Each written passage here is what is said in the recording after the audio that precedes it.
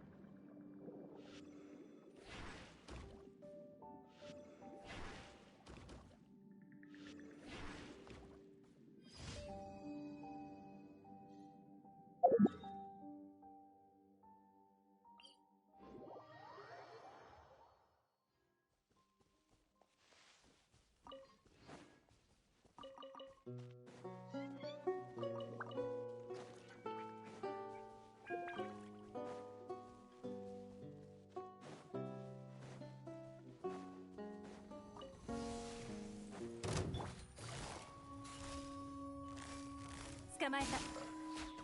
手伝って。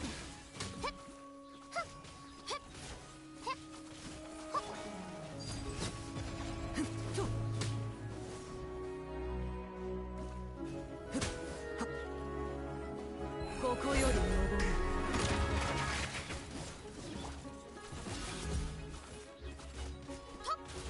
かかれ。とほっ。どの目が出るかね。とたふん。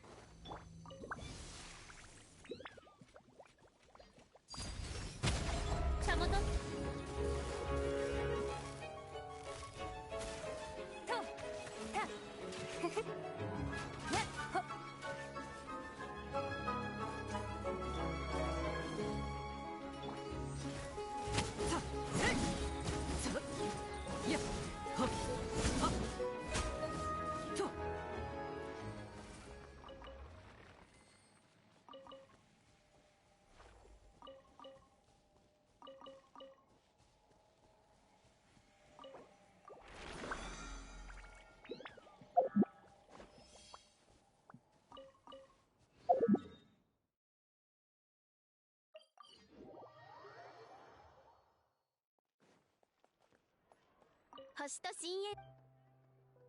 無事今日の依頼。星と深淵。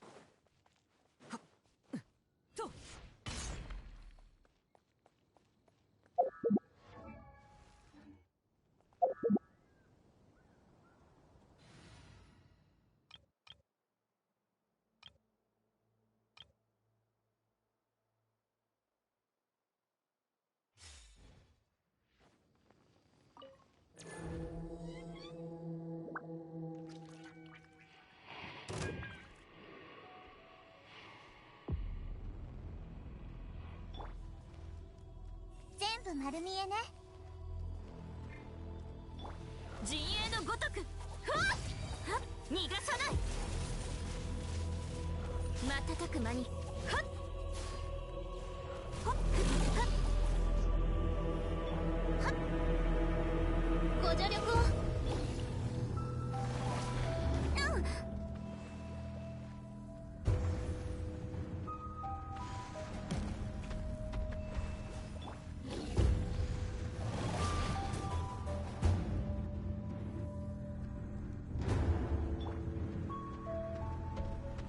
信を。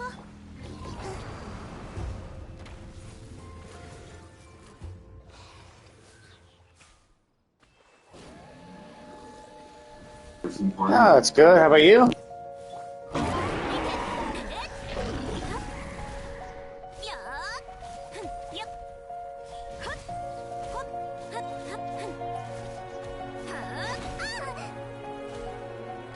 覚えたわよ。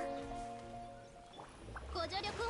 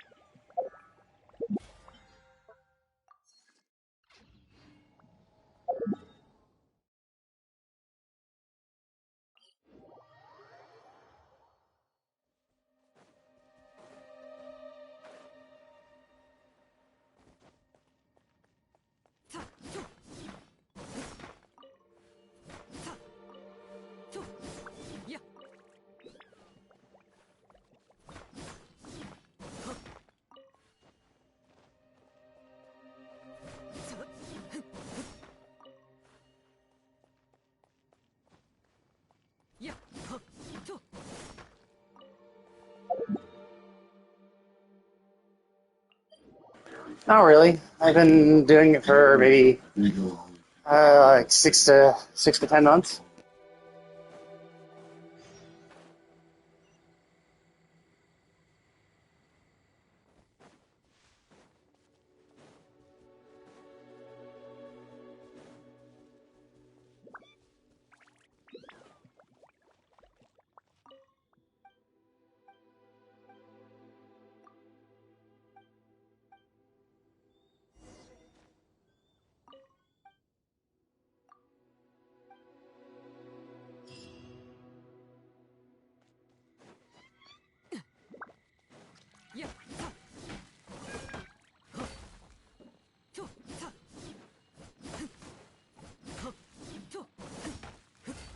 権限。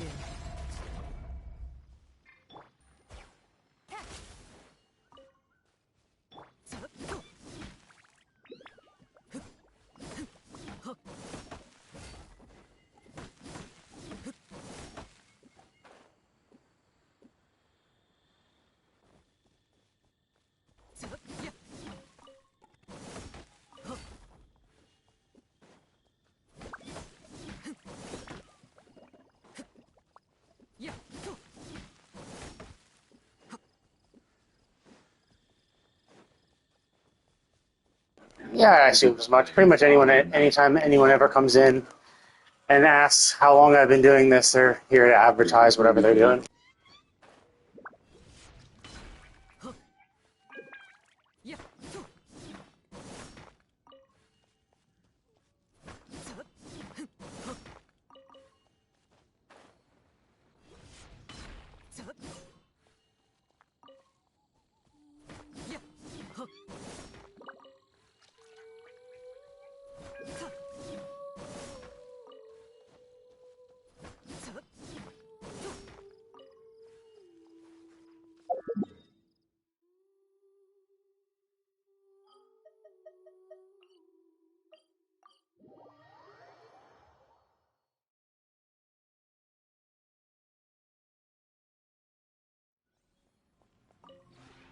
この同点。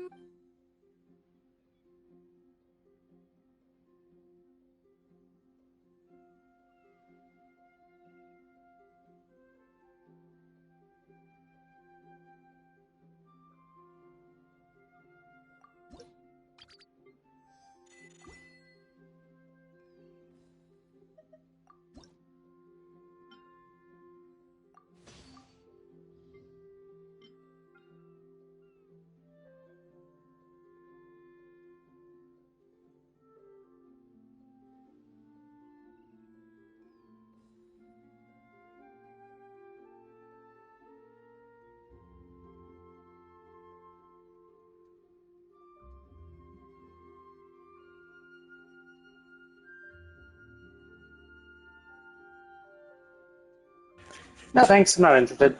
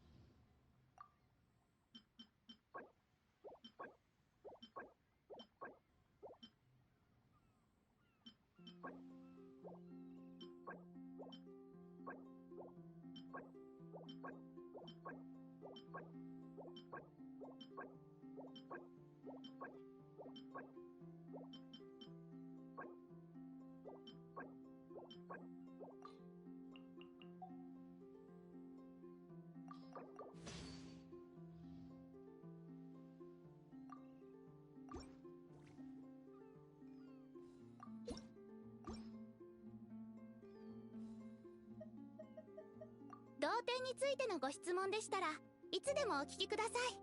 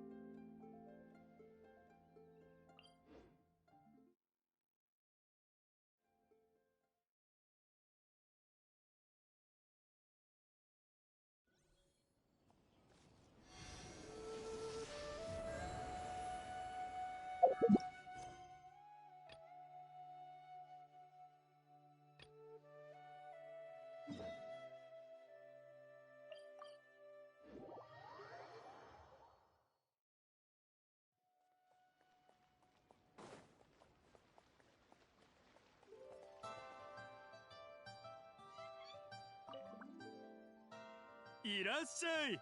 お二人は天然石を。天然石？うん。さっき言ってた。小声でおっしゃっていましたが、ちゃんと私は規則に従ってそれに、うちの天然石からその売買はお互いの合意のもとで行われた公平なもの。そうでしょ？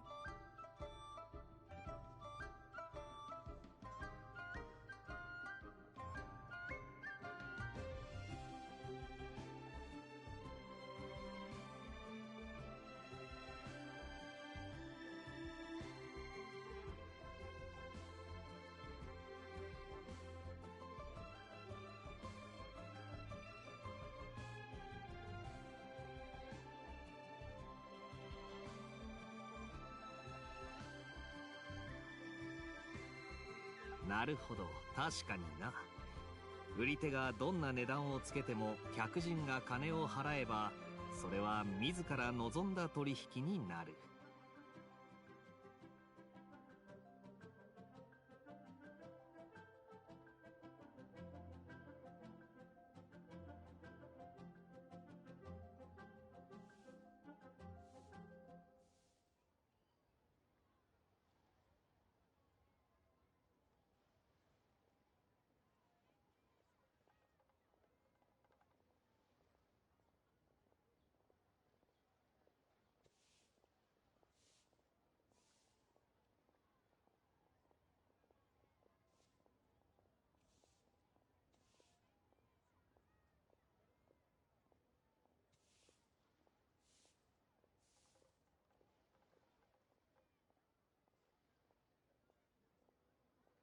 その通り。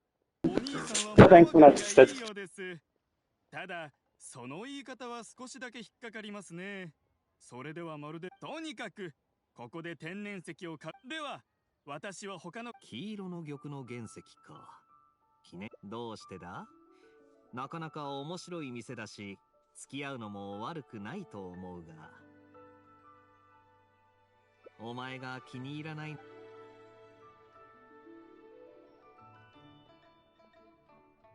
おや、ゴーさんではありま。俺みたいな貧乏な船乗りに稼げるようなうまい話なんて何さ。何を冗談言ってるんですか。お客さんも俺のこの両目でだ。ガイア隊長。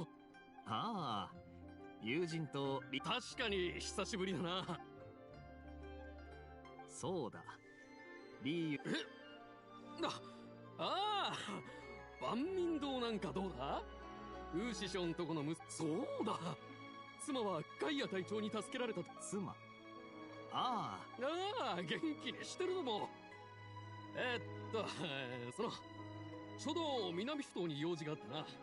すまないがまた今度お先に失礼させてもらうよ、ガイア隊長。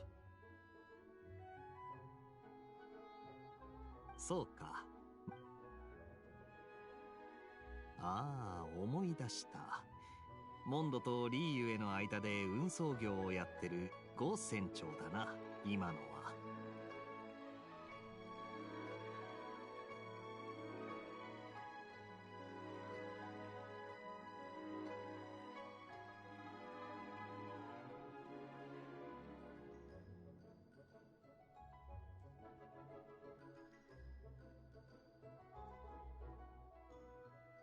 先ほどまでゴさんが誰とも分からず話を合わせてたんですか？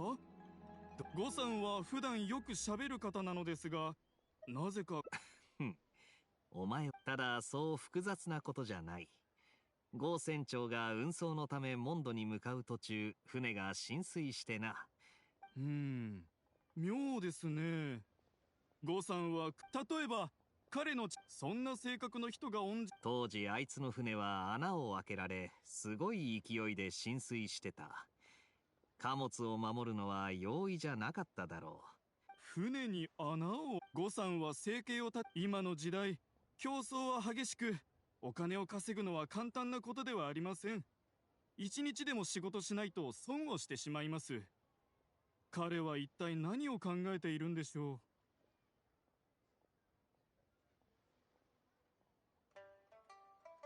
おっと、話がそれてしまいましたね。とにかく。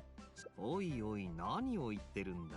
そういえば、お二人と先日ちょうど宮前豪傑英雄閣のほう、面白そうだ。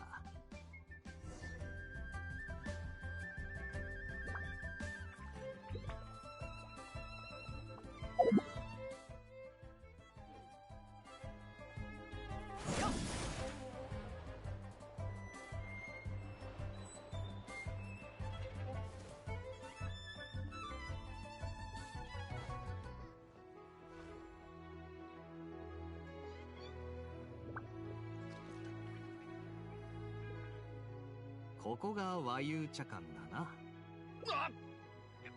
ガイア隊長。またお会いできるなんて珍しいこともあるもんだ。足が速いもんで。あら、ゴーさん、あなたさっき娘さん。まあまあ、そう困らせるんじゃない。君たち地元のもんには見えないな。リーユへの茶館は賑やかだな。で、ゴー船長はさっき娘さんのために買い物に行ってたの。ゴーさん、それってどういうこと？確かゴさんの嫁。妻の実家に帰った時にガイア隊長に出会ったんだ。妻が妊娠してた頃、一緒に向こうの実家に帰ることになったんだが。やだ、今ここにいるんだから無事だったに決まってるだろう。それで。妻が大声怪我をしてショックを受けた妻をガイア隊長はゴーさんは？は？なんでだ？いやいや、自分から入ったんじゃなくて、そのゴーとなんか変な趣味でもあったんじゃない？泳げる人。砲塔団は数が多く、一般人じゃ対処が難しい。ゴー船長のように一時は窮地に。ガイア隊長、そうフォローしなくてもいい。何もできなかった俺が悪いんだ。恥をかくのも仕方ない。盗賊どもはきっと俺に屈辱を味わわせようと水に投げ込んだんだろう。最初は溺れたふりをしてこっそり。ただその途中でガイア隊長が現れ妻を救ってくれた。俺もズボンと服がどこに投げ捨てられたのか分からず探してるうちに全員もうそれ暁ワイナリーまで追いかけたらメイドさんに出くわして妻が目を覚ました後あまりにも。そうなんだ。悪いな。そんな、この借りは必ず返すつもりだ。あ、そういえばガイア隊長たちは講談を聞きに来たんだよな。ここは俺におごらせてほしい。ただ茶館の料理は安いが味はいまいちなんだ。ちょっと果物を買ってくるからここで待っててくれ。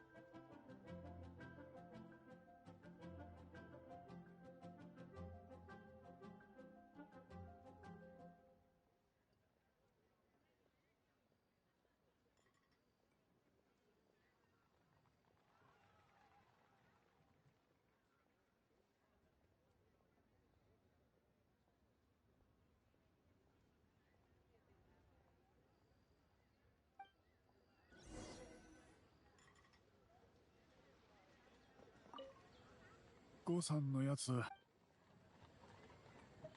ゴーさんのやつ。ゴーさんたら。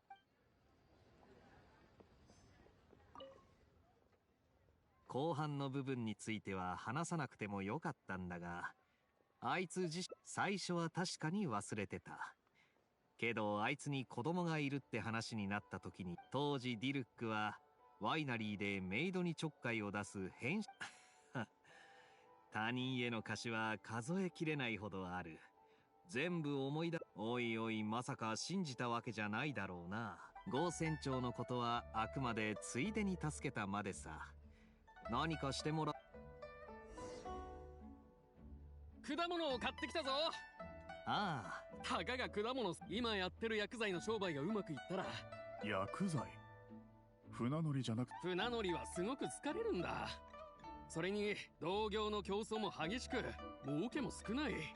だからやめたのさ。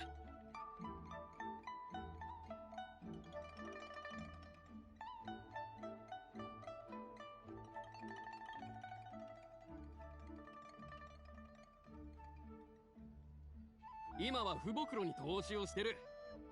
不袋が作るその薬は雨の日とかに俺自身もそうだったから人のためになって。さらにへえ、すごいわね、ゴッさん。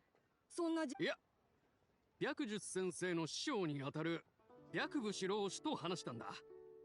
ちょうど雨の日に足が痛くなった俺を見て、後方心骨。白先生の。ああ、老師は俺がこの薬を不当の仲間たちに勧めたいと知ると迷った末に処方箋を提供し、老師が言うにはこれは先祖をも裏切る決断だったらしい。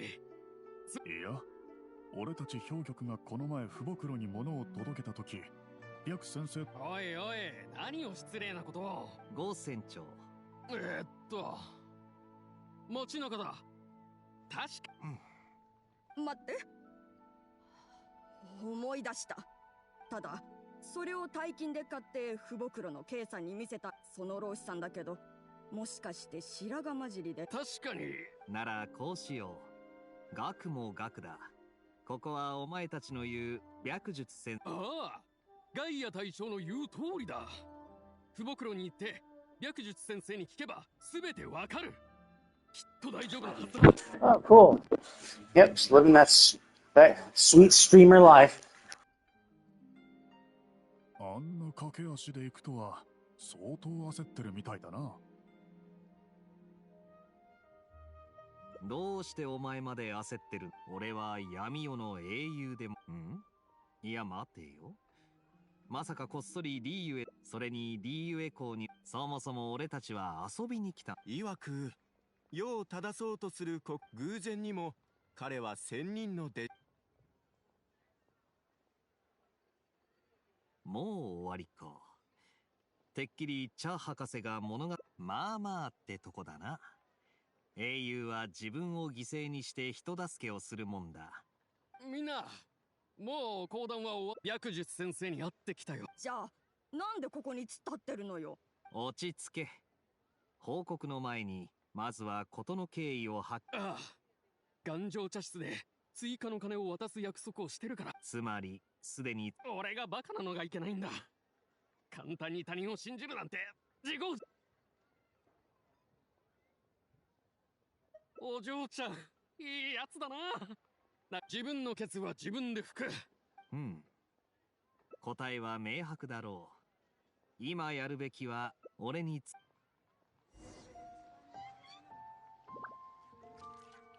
その詐欺師。大丈夫。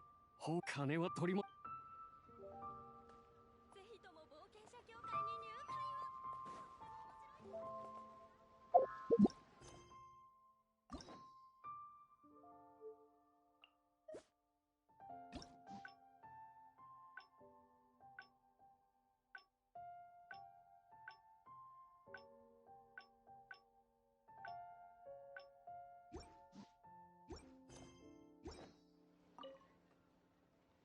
それでリーユへのこの世には何にあったものが大勢いる。意外だな。そいつは光栄だが。I mean, it's not like we're helping him unconditionally. I mean, the condition is that he, was scammed. Like the conditions are he is who he is. It's not like we're helping literally everyone with no conditions, whatever. And he was like, "Oh, it's time for my help a person today." And he was the first one who came on, so it's like, okay, well, we have to help him because no, there are conditions. And if he was, more of a dick, we probably wouldn't help him.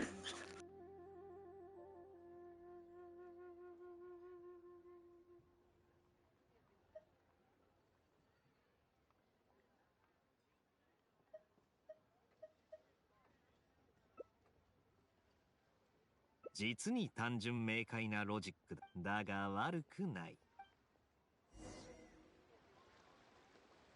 I mean, to be fair, asking him if he was planning on meeting the guy again is not necessarily even just for us to help. It's like if we're going to report it to the police, essentially, knowing that he has a meeting scheduled up is a perfect opportunity to mention to the police, hey, by the way, I got scammed by this dude. He's been scamming a lot of people, and I know I have a meeting scheduled for him. With him, could someone come with me and arrest him? ガイア隊長？もしも俺が金を取り戻すと同時にその詐欺師もう一つ借りを作っても。それってどう？今回お前が借りを作る相手はこの旅人だ。こいつは講談を。ガイア隊長。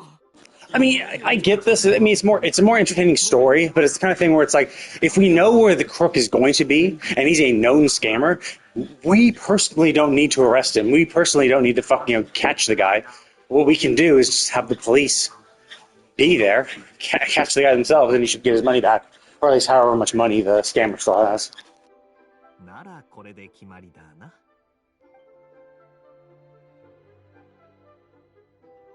よし、リーユへの英雄殿の言う通り、明日頑丈茶室で会おう。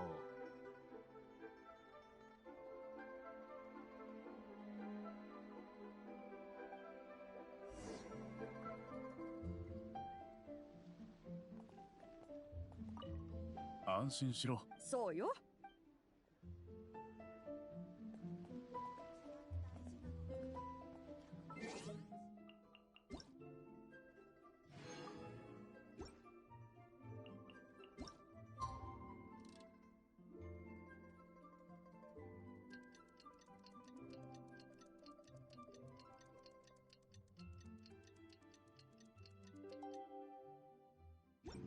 そのように私の瞳をじっと見つめるのはやめた。来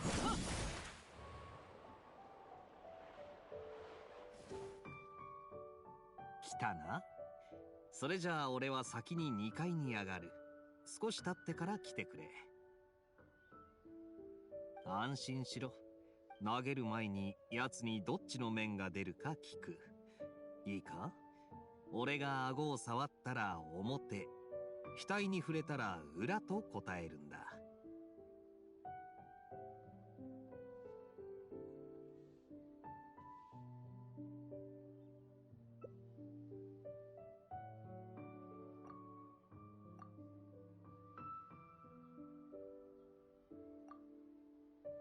お客様、どなたかをお待ちでしょうか。規則を守ってお茶を飲んでくださる方。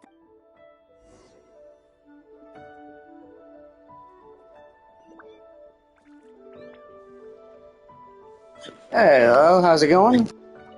そこだ。その席はこうしてみるとリーユへもなかなかにいい場所だ。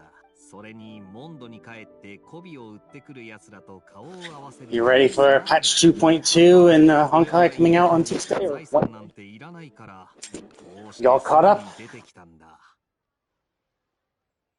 わかるぞ。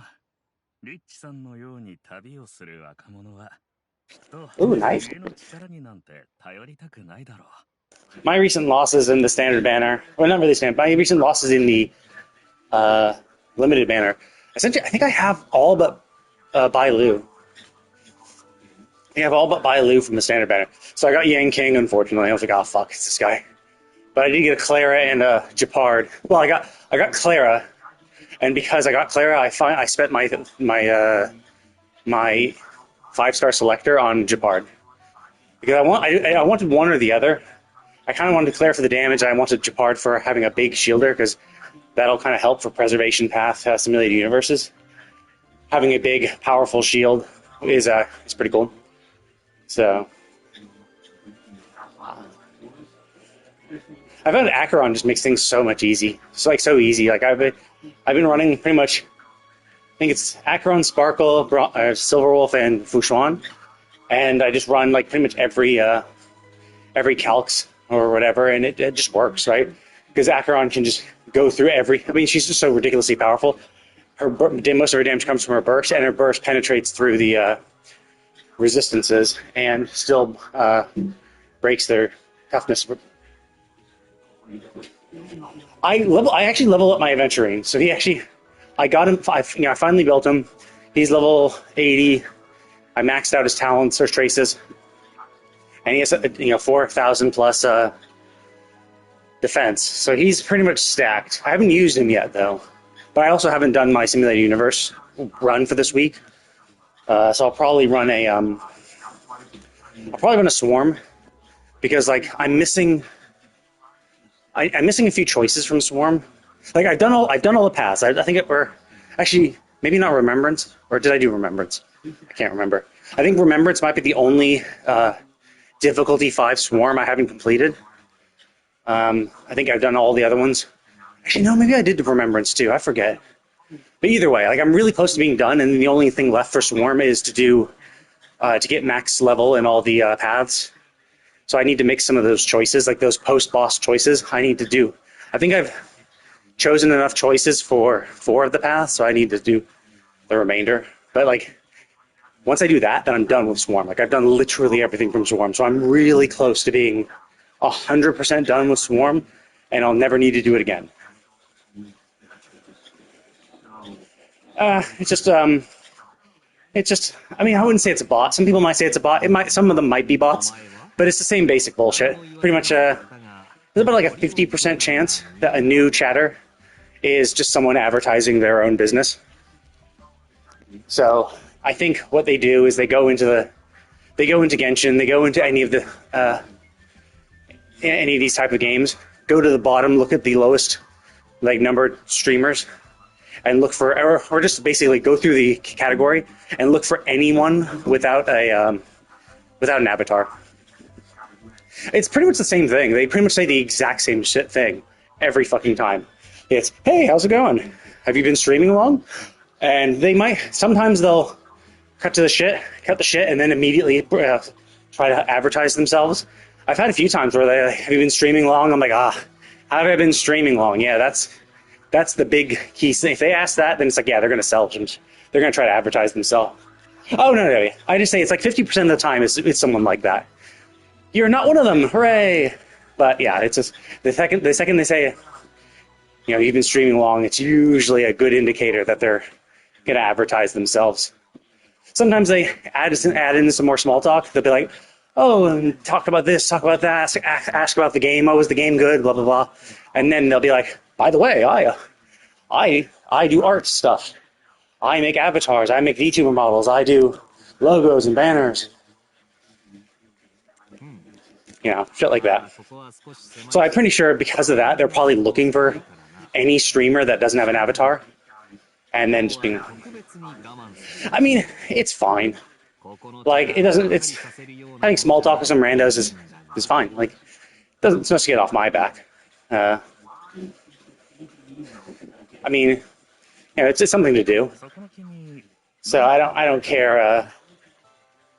Let's see. This is Kaeya's Hangout event. So I've been going through... It's kind of like if I ever run out of shit to do, it's usually do the Hangout event. So this is the last Hangout event that I have to do. Like, I have a few endings for this that I haven't unlocked yet, but because he was traveling, I think he's on a quest or doing something for the Knights of Favonius and happens to be in Leeway. I think that's where we meet even... No, actually, no, I think we meet him in Sumeru. We meet him in Sumeru because he was sent there into Port Ornos, and one of the branches for his Hangout event stays in Sumeru, but the other branch is like, let's go to Leeway for some reason.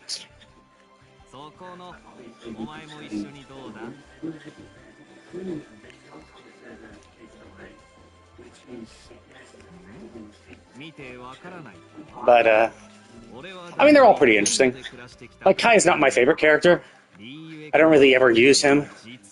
But I did do his character event, like the character quest when the game first came out.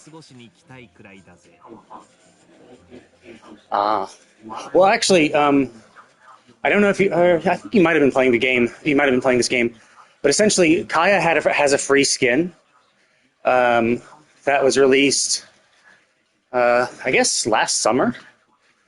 I think. Because they usually do a winter release and a summer release of skins. And I think it was Xingqiu this time. But basically, the skin that you got for Kaeya, he actually wears during his Hangout event, during the Sumeru path. If you stay in Sumeru, he'll change into that skin. I forget what the... oh yeah, I think that was going into the bottle, wasn't it? It was the summer event where we go into the bottle with the Fontanian blue-haired people. I believe that was the quest. It was fun. I liked exploring that area. It's very pretty. But basically, yeah. I mean, I do kind of understand where it can kind of suck. Well, I mean, yeah, it is exploring. So if you're not really a big explorer, but I like exploring. I find it fun. I do dislike the fact that some of it was time-gated. So, the event first comes out, you go in, you can only explore the central area, and then you have to wait a day or two before you can explore the southern area. Then you can go to the northern, then the eastern. I find that kind of annoying. Like, I understand why they do it. Because if they released everything all at once, people would, finish it in a day. A day or two. And then complain and whine and bitch that there's nothing to do. Yeah. Was Kali there? I think. But yeah, it was Klee, Kaeya, Kokomi. I believe so. I know Klee was definitely there. I think Hila was there. I think Kaeya had to have been there. I think was Albedo there too? I can't remember. I think I probably took pictures from it. It was an interesting event, actually. I mean, I would generally recommend doing if it's like one of those big events, like the titular event of the patch. I would definitely recommend doing it, just because it's the story was interesting. I did find the story interesting. You get, I think it was a few little tidbits of lore and shit. I also like exploring. So that's kind of the thing I like the most about this game. Is I like how chill it is. I like how fun it feels to just wander around the world, picking up chests, getting 100%, satisfying my inner OCD and getting 100% in all regions. And I do like it's a fun game to run around killing random mobs.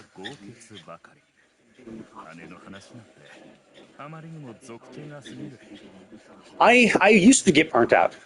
Like I definitely used to get burnt out. Like back in the day when it was definitely a newer game, it would be like, oh hey, there's a new patch. Here this patch introduced a new area.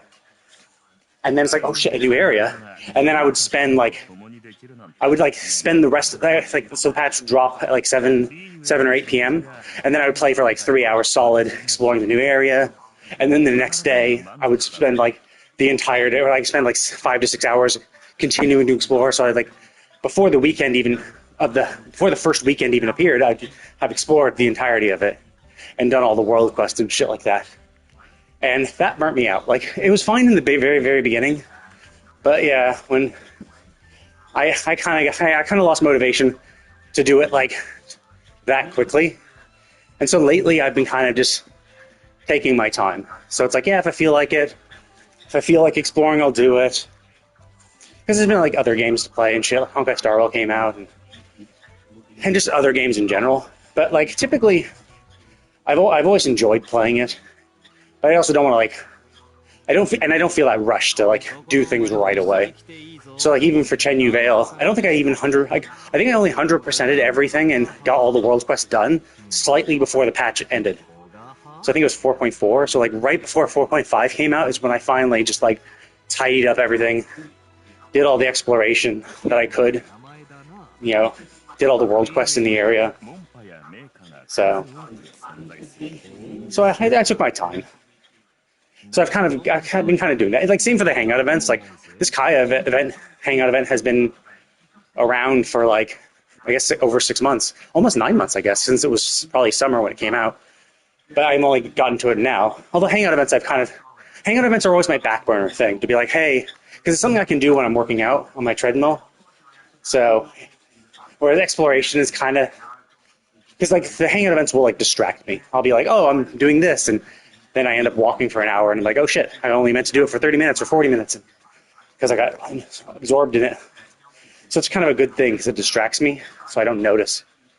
But like exploration is usually like slow enough pace so that like I can get slightly bored, or I'll notice that I'm walking, and I'll notice the time, and then I'll be like, oh, it's been 30 minutes. I'll just stop and get something to eat, something like that. But so Hangout events are good for my hourly stream type thing, and they're pretty interesting. Like even like Bennett's, like I really dislike Bennett as a character, but I still did his Hangout event. I learned more about him. Didn't like him anymore because of it. He's just a really unlucky dude. Oh, nice. I think I have an E1 Bronya. I think I did get a bonus Bronya, which is good because I think E1 really, really helps because that's the one where you can kind of become more skill point positive. I forget what E2 does. And it's like taking things as they come, really. But I've gotten like, I think I have an E2 or E3. I think it's an E3. I think I have an E3 Himiko. I just keep getting Himikos.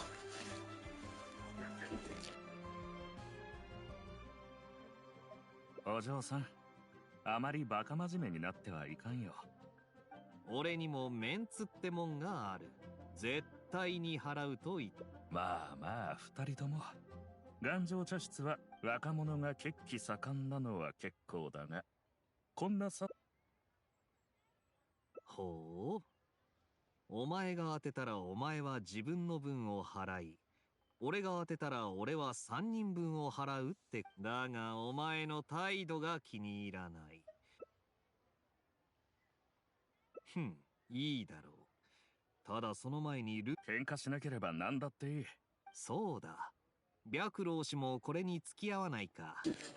こいつに思われないために。I was actually pretty on the ball with the exploration for this patch because I've already done exploring, and it's only like a week. I was already done like a week ago, but I think I was a little more on the ball because like I needed Arlecchino's materials, so I had to get to the elite boss. The elite boss was like really close to the beginning part of the quest, but like I started it, so I guess once I started, I just kind of went and finished it, and it was a lot of fun. I really enjoyed it. The music for it was really, really good. And it's very, very pretty. Like, there's a lot of underwater exploration as part of this patch's thing. And the environment is just really beautiful. So, like, that's why it's just like, yeah, like, once you get started exploring, you lose track of time. You're just like, oh, look, there's a chest over here. Oh, look, there's a chest over there. I'll go here, I'll go there. And then before you know it, a few hours have passed, and you're like, fuck, I've explored half the map already.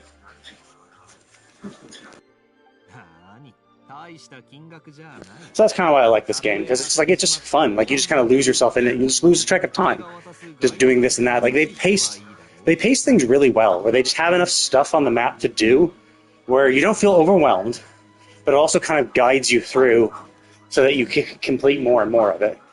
And so you rarely ever feel lost, because you'll be like, oh, I'll go over here, do this chest, and then when you do that chest, you're like, oh, look, there's a chest over here, and then you do that chest, you're like, oh, look, there's a chest over there. So you end up just like progressing through the map, and just a lot of little tiny objectives, which feel satisfying to complete. And then before you know it, you've just explored a huge chunk of the map and seen a bunch of stuff. And so, I mean, that's kind of why I like Genshin so much, because it's really relaxing to just kind of wander around and explore. It's fun to play the characters. It's fun to be these characters. The quests themselves are interesting to do. I like the story overall. So, but obviously that's for me. Like, there are people. I mean, like, I like it as a relaxing game, but there are people who I only like hard action combat games. You know, like the Souls series or Sekiro, or Elden Ring, and bullshit like that. And you're like, okay, sure. Like, me, you can like those things, and if that's all you care about in gaming, then yeah, you probably won't like this because the combat is not like that sweaty. It's still fun. It's still fun to do and interesting and intricate, but it's not like as punishing. And there are some people who only find value in punishing combat because they're like, yes, I have to overcome something to feel anything. And I find that, I mean, it's fine, because that's kind of how people are in general. It also is a little sad that you have to significantly, you can't just, because it feels more like a lack of enjoying the moment, right? It's like, no, you have to overcome something. You have to have some extrinsic motivation to do these things. And obviously I am also the same. Like, I do these things, I do things for the story, which is extrinsic. The joy I feel from discovering stuff is intrinsic. So I do enjoy. And I also can just enjoy the moment. Enjoy the process, enjoy just relaxing, having fun. But there are some people who only, find joy and value in doing something difficult. And I'm like, I don't want to do something difficult. I'll do something difficult if I need to. But, if I don't feel the need to do something difficult. That's why I just don't like Souls games in general. Because it's like, there's no story. And story is kind of why I play these games.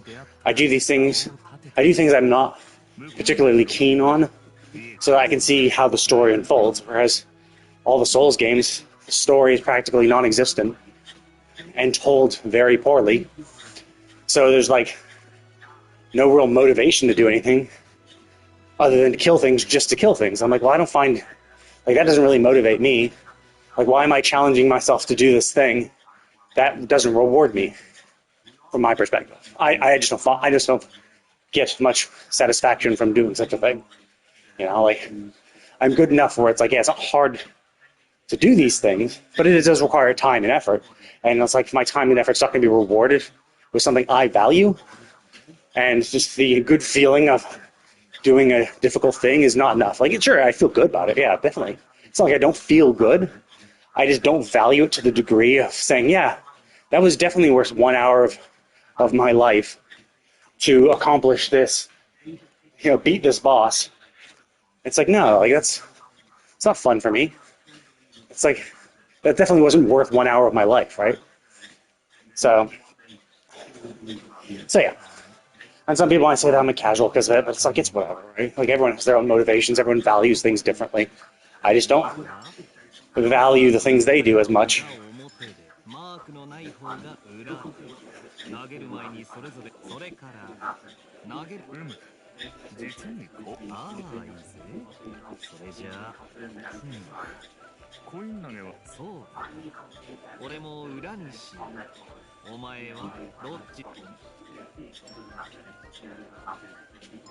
So,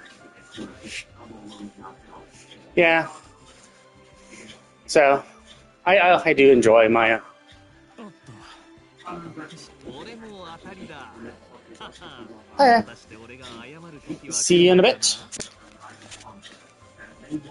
But yeah. So it just, yeah, I just don't value that shit. Like, I want an interesting, compelling story. That's what's going to motivate me to do these things. Challenge just for challenge sake is not what I'm about. Because, like, there's only so much time in the day to do something. Why would I choose to do something that rewards me so little when there are, like, tons of other games and activities that reward me more for the same or less amount of effort, right? And I mean, as I said, like, I'm mostly about the story too. Like, I like reading, I like RPGs. I do these things for the story. I mean, I'll even say an incredibly hot take is that I honestly don't think that Baldur's Gate 3 is worth it. Like, the story is interesting. The story, unlike Elden Ring and Souls games, it actually does have a story, and the story itself is very interesting. The problem is, it's a time investment thing. It's like the game has, like, of your total gameplay in Baldur's Gate 3, 10 to 20% of the time is actually like enjoying the story. 80% of the time is just tedious bullshit that is boring. Like, I've tried to watch streamers play it, and I cannot watch a streamer play it past Act 1 because it is so fucking boring to watch. It is so boring to watch. Like, each event and quest is interesting, but it's like 20% interesting filled with 80% tedium. Like, walking around the map seems to take forever. Exploring seems to take forever. Having to check each thing for items, solving puzzles, combat. All of these things take a fuckload of time, and it is boring as fuck to watch. I know it'd be more enjoyable to play. I know that. Like, I know if I was the one exploring, picking up items, evaluating what's best, going through combat, you know, I understand I would enjoy it more, but even still, it's tedious. And it's not even a Baldur's Gate 3 thing. It's just, this is tactical RPGs, tactical strategy RPGs are all tedious like this. Like, I've played the Tactics Ogre, Cling to Us, or the PSP remaster of Tactics Ogre. I played Final Fantasy Tactics Advance, Tactics Advance 2, a bunch of the Fire Emblem games. I've played all those games. They're tedious. Like, they're a little less tedious than Baldur's Gate 3 because the choices in movement and actions are different. So it makes decisions much easier and improves the pace of battle. But generally, they just take up a long time. Like, doing a battle in any of these tactical strategy games. Oh yeah, and the Disgaea series too. Doing any battle takes like 10 minutes if you're lucky, but usually, like, on average, these tactical strategy games each battle is 20 minutes. And you need to do hundreds of these battles because you need to level up, you need to grind, you need to get JP for Final Fantasy Tactics. You need JP to level up your jobs, you need to grind for items, weapons, characters, level them up on lots of little tiny battles. And even if you're leveling them up, each battle still takes like 20 minutes. And and then of course there are the more like boss-like battles where it's like a gauntlet, where it's like, oh, you do this battle, then this battle, and this battle. And that entire like story chapter might take an hour because you go through like a few battle stories at once, right? So it's just tedious. Like, tactical strategy games are tedious. Now you can enjoy yourself for them, and they're kind of like a one and done type thing. You do it once, you're like, cool, I've done it. The story was interesting enough to validate me spending the time doing this. And then, if I have nothing better to do, like, sure, I beat Tactics Ogre, the PSP remaster, and I went back and tried to do all the other story paths because there were story paths. So I want to see what the story was. Unlock extra characters, did some of the end game stuff. Try to level my guys a little more. But it's still, like, at the end of the day, it was just kind of like, once I beat the game, it was like, yeah, I just lost all motivation to play. Because it's like I beat the story, and the story was my main motivation. So that's why, like, Baldur's Gate 3 is good and bad. Because it's good because the story is interesting, and it has a lot of replayability. But the problem is that even with a lot of replayability and the branching paths you can do, there's still going to be a lot of events that you're going to do that are exactly the same. You still need to explore the same areas, still need to go through a lot of the same quests. And sure, while your decisions, what quests you do and don't do, might change the ending you get, I imagine you still probably have to do about 50% of the same things every single time. Like, there's no skipping it. Like, Tactics Ogre, the remaster, I'm not sure if the original PS1 game was the same, but you could hop back and forth through time to certain specific story elements. Kind of like how Final Fantasy Remake and Rebirth do it, where you go back to certain chapters and replay them. Tactics Ogre will let you do that. So made it more enjoyable. So if you want to do a branching path, you could do that. And technically, you obviously can with Baldur's Gate 3 with saves coming. But it's like the kind of thing where it's like, well, you want to try a completely new path. Like, you don't want to do this. You don't want to be the same character, just going down a different path. It's like, well, if you're going to play it again, you want to try a different character, different build, and all that shit. So it's just like a game that was already, 80% tedium, now even goes higher, because now you're doing the exact same shit again. So the interesting story that was maybe 20% of the game playtime has now gone down, because you've already done the interesting story. It's old news. You're not going to actually see that many new events on your second playthrough. Like, they are definitely branching path, and does branch greatly from what I hear. But you're still going to have to do a lot of the same shit. Like, the main story of defeating the Mother Brain is still kind of like the core thing. So a lot of those events are still going to happen. And you can still avoid maybe some of the side quests and shit on subsequent playthroughs and save some time knowing the exact path to go through. But traveling still takes forever. You still will probably be collecting items. Unless items are saved in New Game Plus, I'm not sure. Then you might not need to pillage stuff, which will speed up your time. But again, traveling just feels so molasses slow. So does combat. It's just like, yeah. So while I would enjoy playing it, I know I would. It's just the amount of time investment it has is just too much. It requires too much time for not enough enjoyment. It just, and then there's all, like, I'm an OCD kind of completionist type. So like every time I get one of these choices where I'm like, shit, I don't know which choice is the best choice, the quote unquote best choice. And like, because of the branching path, there is no like best choice, or it's just too convoluted. It's hard to grasp. It's hard to be like, oh, okay, if I make this choice, I'm going to go down this ending. Like the visual novel types are a little better, where it's like, oh no, you just make an A or B choice. A choice goes this way, B choice goes this way. Kind of like the Hangout events in Genshin, where, you make a choice, it goes down one path, it gets to one ending. The number of endings is limited, so the number of actual meaningful choices is less. And realistically, Baldur's Gate 3 has a lot of meaningless choices that aren't really required. So they do a lot of meaningless choices. Like, there's a lot of choices, but a lot of them don't actually matter, right? Where it's like, oh yeah, you make this choice, all it does is maybe change a dialogue option or two within the choice set you're doing, within the quest you're doing, and then nothing matters, right? Like, you still progress doing the same type of thing. But the problem with that is it just feels like there's a lot more meaningful choices than there are, which I don't like, because then I feel like I can't get a grasp on what the best choice for what I'm trying to do is. So I essentially have to take things on the cuff, randomly pick. But if I'm trying for a specific ending, like, so if I'm a completionist, I'm like, okay, well, I did this ending. Now I want to do a different ending, right? Well, I don't know what choices I did before, because after playing for 100 hours, who fucking remembers every single choice you made? So it's just like, yeah, I just don't like how they did it. It's just, yeah, it's choice fatigue for me. I'm too much of a completionist to be able to deal with that many choices reliably. So I mean, yeah, too much. And then it's just, yeah, all the tedium. Like, it's rough, because it's like, it's in situations like that, it's the kind of thing where it's like, it's best to then watch someone else. But the problem is, it is so boring to watch.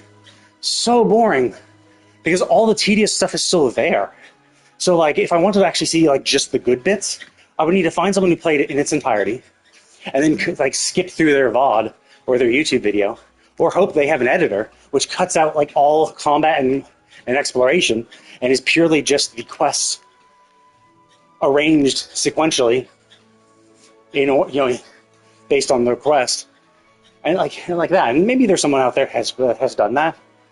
I'm sure there is, but it just kind of it just feels jarring because then you're just like jumping through quests. And you're like, holy fuck, what? Like maybe you're losing some of the suspense and build up. So yeah, it's the kind of thing where you can't experience it properly, right? And for the people who love the game, sure, like it's a great game. I think it's probably the best game of its genre, but it also has a lot of faults. And and I was surprised when I said it was like a niche game. I was actually getting pushback from some people.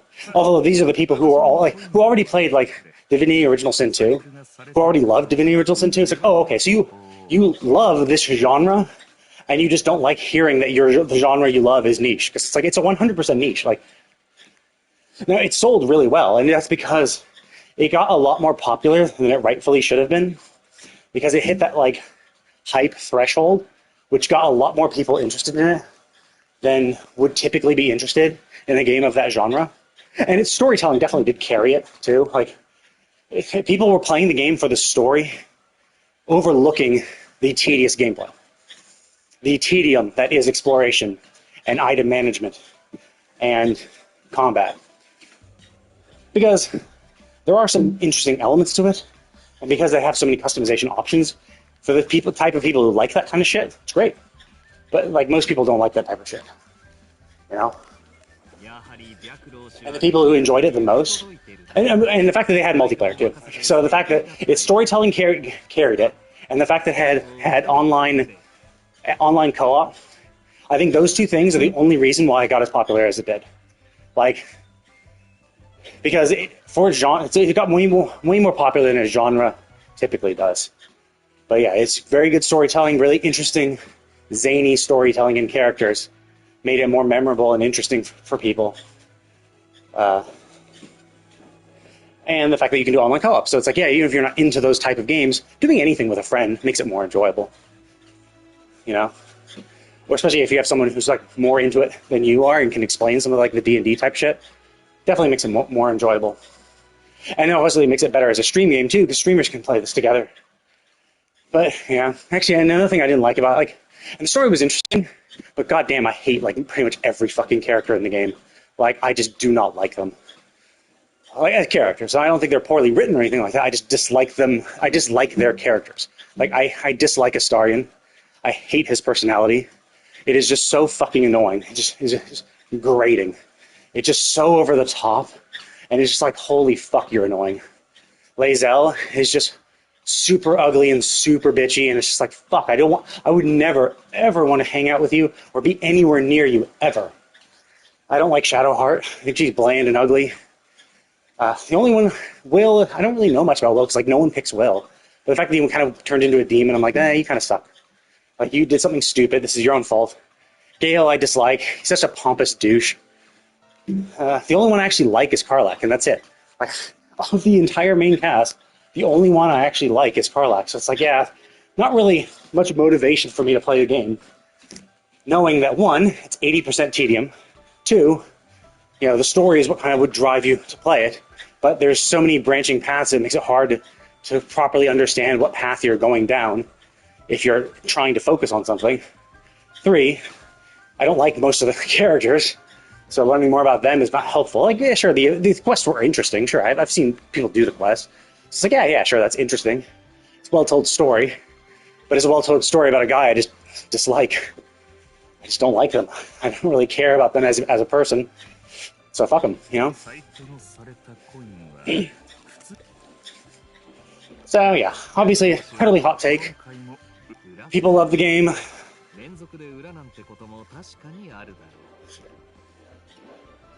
People love the game. That's just how it is.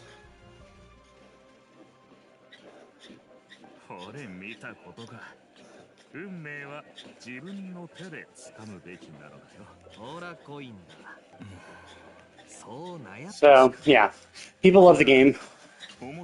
People are absolute fanatics. Jesus Christ, again, when the game came out, holy fuck, the fanatics were out in full force, making incredibly stupid things, incredibly dumb statements. Because like, people just wanted to like the game, and they were just like, oh, they had an emotional response about the game, and so they were just like, then with this emotional response, they were looking for data and other shit to like prove their point, right? Oh, I like this game. Now let me look for facts that back up my opinion. And that's obviously not the way you do any sort of scientific investigation, right? No, if you like, you go in with a neutral response, or if you're finding data that already aligns with an opinion you have to be even more critical. Because the fact of the matter is, you're more willing to accept data that backs up what you say, regardless of its authenticity, right?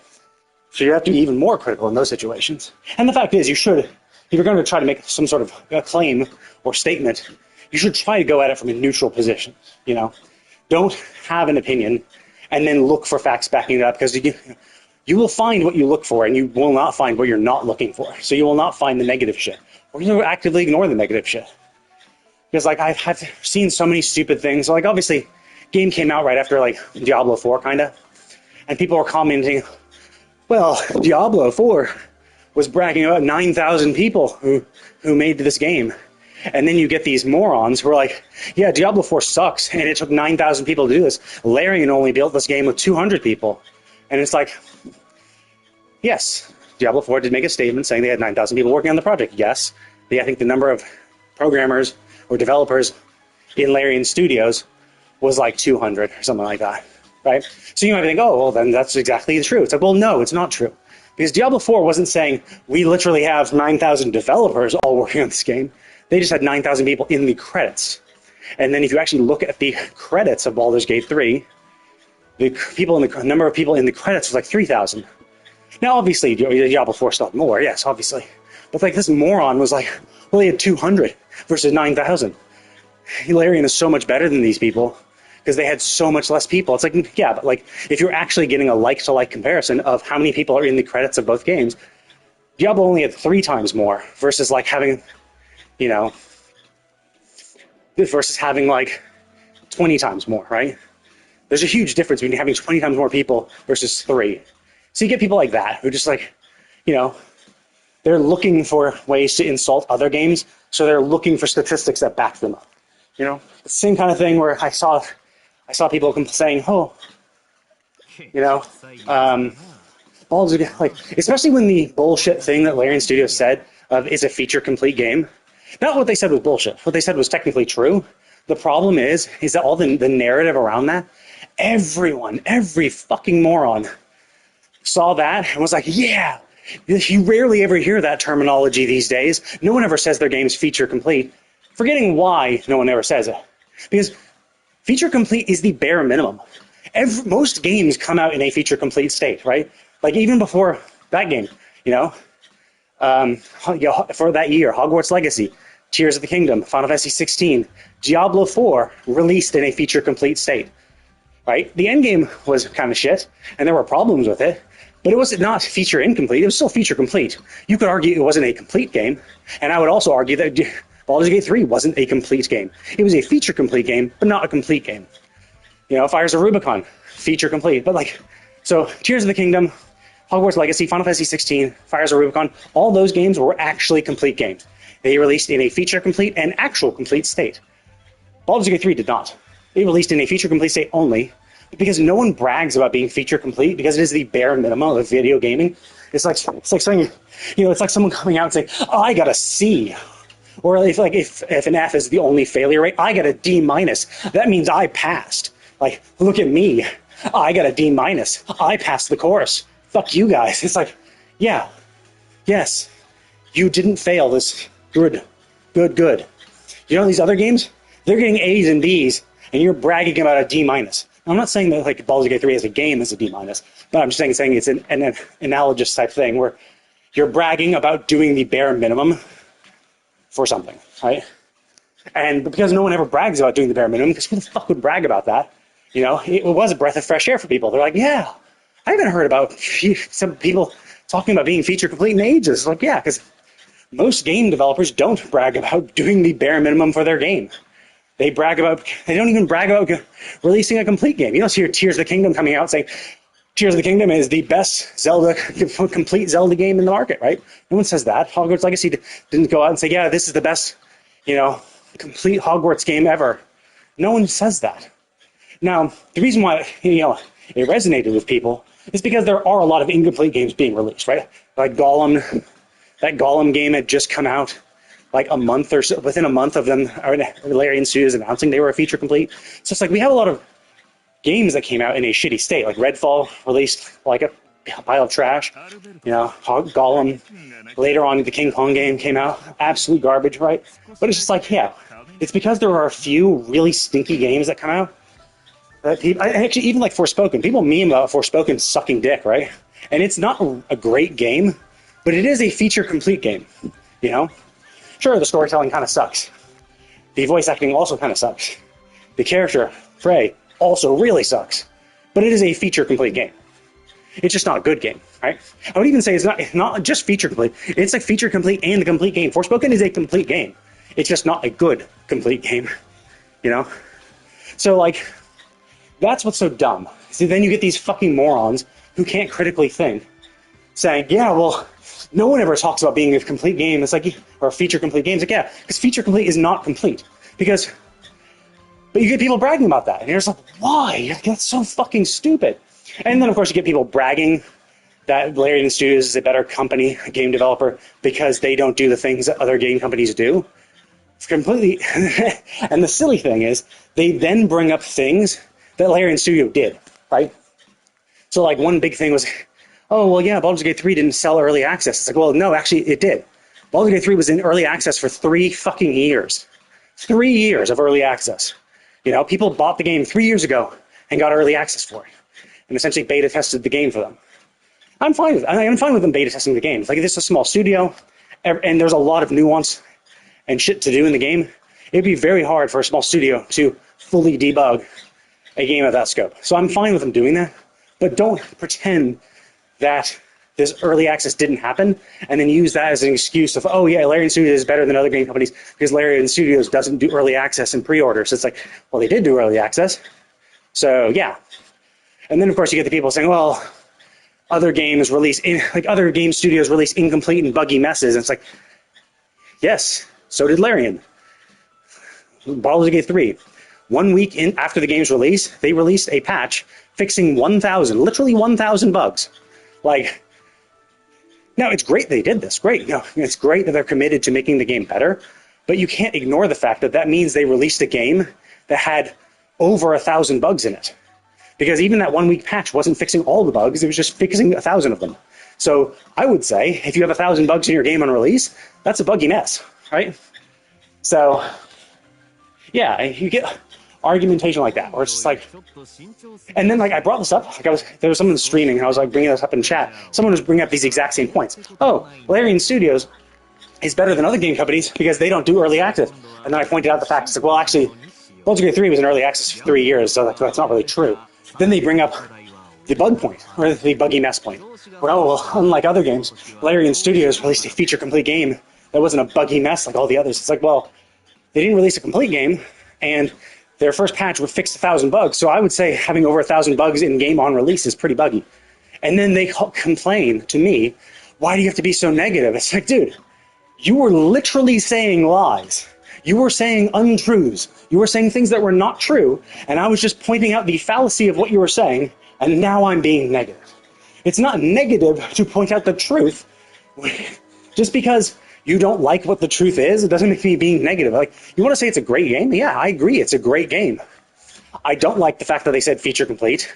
It's a good marketing strategy, but I dislike what the narrative ended up being around it. I think that's shady as fuck to say something like that when you then release an incomplete game. Like, they cut chunks out of the game. Like, everyone who played the game said the Act 3 sucked by comparison.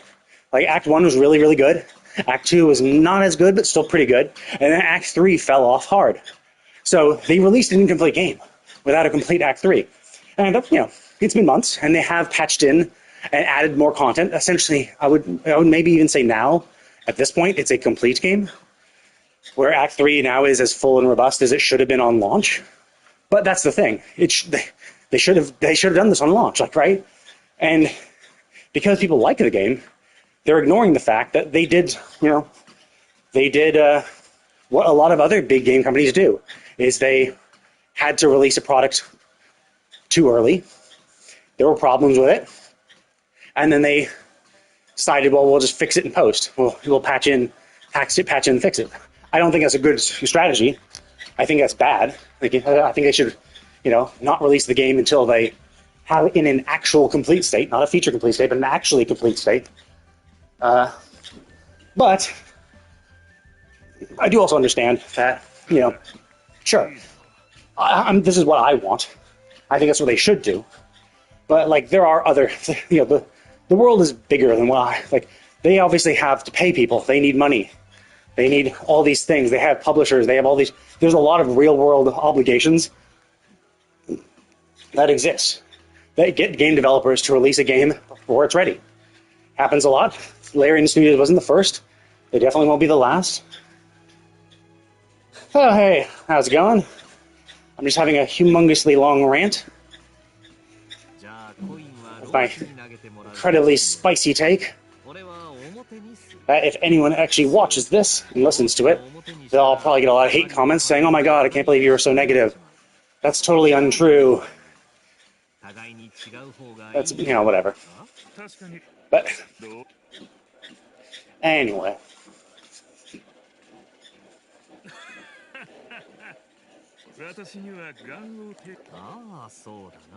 Yeah. Well, yeah. I just generally don't like if you like a game, if you like a thing, that's fine. Don't lie about it. Don't bring up bullshit. I had so many people just bringing up stupid statistics that were based on nothing, or based on trust me, bro, and not based on facts. And then they look up something and they're like, oh well, I heard it somewhere. I'm like, oh okay. Well, then I Google it immediately, and it's like, oh look, I've completely disproven what you were saying. You're just total bullshit. You knew this one thing, and now you're here. You have this opinion, and you're not looking for facts. You're not looking for facts. You're not looking for the truth. You're looking just for out of context facts that happen to back up your opinion.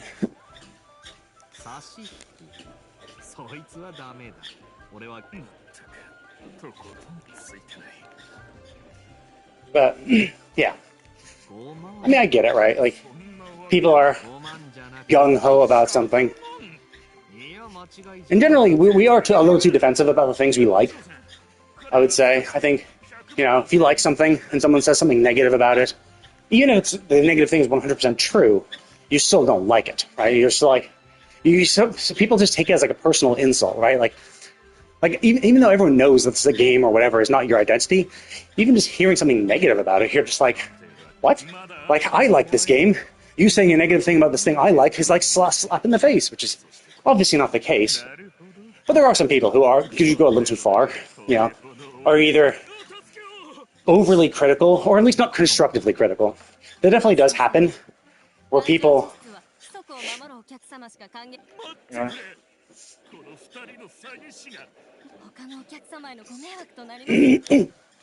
where it's just like, you can not like a game, and that's, fine. But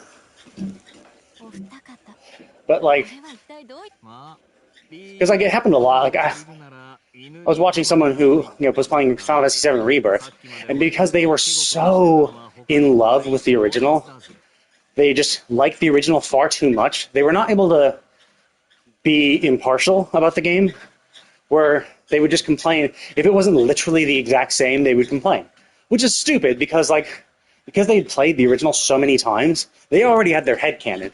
It's kind of like the same rationale behind when you read a book. You read a book, you really like the book, then you see a movie of it, and you're like, that's not how it is. That's not how this character was. I don't remember. The character shouldn't have acted like this. The character shouldn't have sounded like this. They should have been different, right? It's that kind of dissonance, right? Because you filled in, so you read the book, and then you filled in a lot of the world with your imagination. And that's kind of what happened in the old Final Fantasies, is that the old Final Fantasies are really bare bones, right? They don't have much. The progression through the story is really lightning fast, and you're just essentially just filling in character emotions and actions with your imagination, right? Because you can only see their sprites, or you can only see this very minimized graphical model. So you fill in, oh, okay, they did this, and I'm going to imagine in my head them doing this, you know?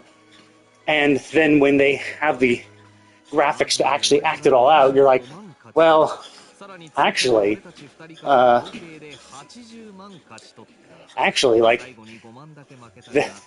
though, like, if you actually, like, look at what the base game was, you're like, oh, well, actually, they only did this. Like, it doesn't really mean shit. It's because in your head, they did this, and they meant this, and they said stuff like that.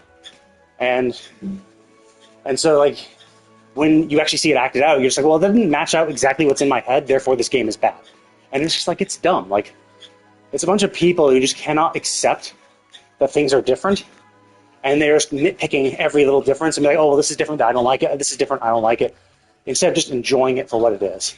It happened a lot in Final Fantasy 16 as well.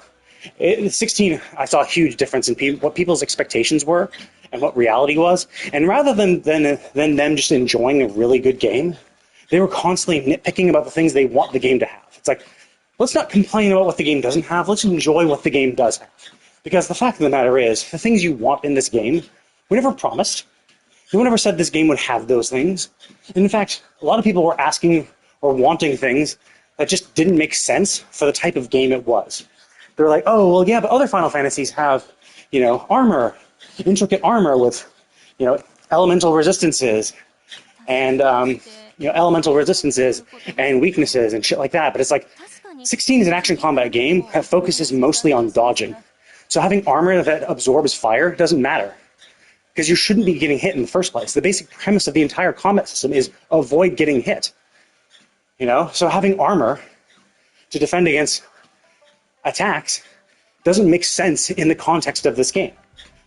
And then you could be like, oh, well, then just have weapons then. Sure. Have enemies with elemental weaknesses. And then you could have weapons that do the, you know, fight those, go against those weaknesses. Yeah, but except all of Clive's actions are also elemental. Phoenix and Ifrit, both fire attacks. Titan had earth. So what happens if you're fighting a bomb that absorbs fire and is weak to ice? You might think, oh, well, I'll equip an ice sword and then use Shiva abilities. But it's like, okay, but Shiva only has 4 abilities. And you have 6 action slots. So, and what if you really like some of the utility that some of the fire abilities have? Now you can't use any of your fire abilities, and that would feel like shit. That would feel like shit if you design a build and you're like, okay, I really like the synergy between these 6 abilities, and 2 of them are fire, like one of them is Shiva's, one of them is Odin's, a Titan one, and a Garuda, right? And now you fight a bunch of enemies that are immune to fire, or even absorb it. So now you can't use those abilities, because if you use them, you'll give them health back. So it's like, it sounds cool in theory of, oh yeah, let's have elemental weaknesses, and we'll have weapons that can exploit them. But the problem is when you do something like that, and include resistances and absorption, now you're forcing players to play a certain way. Whereas the game initially is like, okay, well, it doesn't matter what ability you use. Elements don't matter. You can just do whatever you feels right. Whatever you feel like you want to play, you can play it. Whatever build you want to do, whatever actions you want to set up, you can do that. You have complete freedom. Because there weren't any of those restrictions like elemental weaknesses and stuff like that. So you don't feel compelled to use one icon or the other, and you're not getting punished for using a particular icon either. But then you get these people who are like, well, no, actually, that's not very RPG of you. You should add these things. It's like, yeah, on the surface, it sounds cool. Like, oh, cool, having an ice sword and shit like that. Now you can do extra damage because you have an ice sword. Your basic attacks do more damage. But it's like, yes, but the problem is that while it might be cool at first, it'll make the game worse as a whole. It'll just benefit the people who already were not using a particular element and punish everyone else for a build that uses it. And it would vary from stage to stage, where some enemies are weak to fire, some are resistant to ice. Some enemies are weak to ice and resistant to fire, shit like that. As you're going through the entire game, it would just suck to have to constantly change your abilities around to match up with the enemies you're about to fight. For a fast-paced action combat game where you're just supposed to blast through things. Like, that's fine for Final Fantasy VII, where it's far more tactical in nature, and even have pause in battle to use ATB gauges and shit. Sure, there's a lot more tactics involved in that because it's not a pure action RPG. So, just got a bunch of people who are just unable to accept what a game is and say, well, I wanted this. They never promised it, but I want it. I feel like it should have it, and because the game doesn't have it, I'm going to say this game sucks. It's like, well, no, like, just enjoy the game for what it is. Jesus fucking Christ. Like, only complain if they promise you something that they don't deliver. Then, yeah, sure, that's false advertising. But for wanting something, especially wanting something, like, it's one thing to want something that they should have, that doesn't harm anything, it doesn't, like, change shit, just some, like, quality of life type things. That's fine, right? But when it's something that, like, if you actually critically think about it, it's like, well, if you critically think about it, adding those things to the game would make the game worse.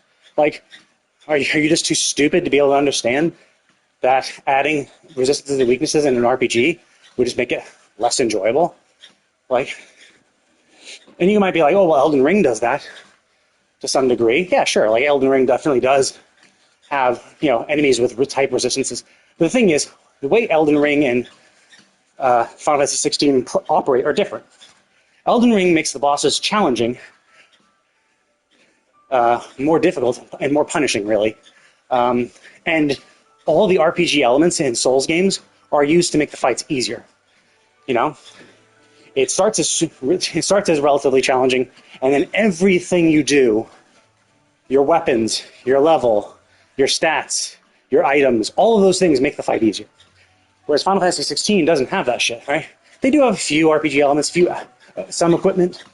Like, obviously, if the weapons are a stat stick, so if you have your level 1 weapon, the first weapon you get for the entire game, sure, it's more challenging because your stats are lower.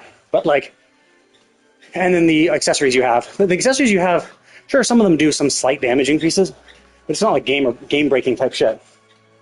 It's relatively minor values that can help you just fine-tune a build to suit what you want. But the thing is, and then people are complaining about Final Fantasy 16 being easy. It's like, well, yeah, it is. Because the idea is, in Elden Ring, the boss is a challenge. And all the RPG elements are used to reduce that challenge. In Final Fantasy 16, the bosses aren't that challenging. They're not like pushovers, but they aren't that challenging. What the challenge for Final Fantasy 16 and Devil May Cry in general, those types of combat games, is that beating the boss is just step one. You beat the boss, cool. Now beat it faster. Now beat it harder. Now crush the boss in a minute. Now go into the point mode where you can see how many points you get and compete for the number of points you get while beating this boss, right? Beating the boss is just the beginning. Whereas beating the boss in Elden Ring and Souls, it's the end. You beat the boss, you're done. Problem solved, and that's it, you're done. And therein lies the difference. So, obviously, because of what they're trying to do, because beating the boss is the end goal in Souls, they make it that goal challenging and allow people to use the RPG elements to make it easier. Whereas since that's not supposed to be, beating the boss isn't supposed to be the end goal, beating the boss is just the means for the end goal of a high score. But if you're not into that type of thing, then whatever, right? And because it doesn't force you to do it, people don't do it for the most part. Except for the people who like it, right? But that's who it's supposed to be catering for.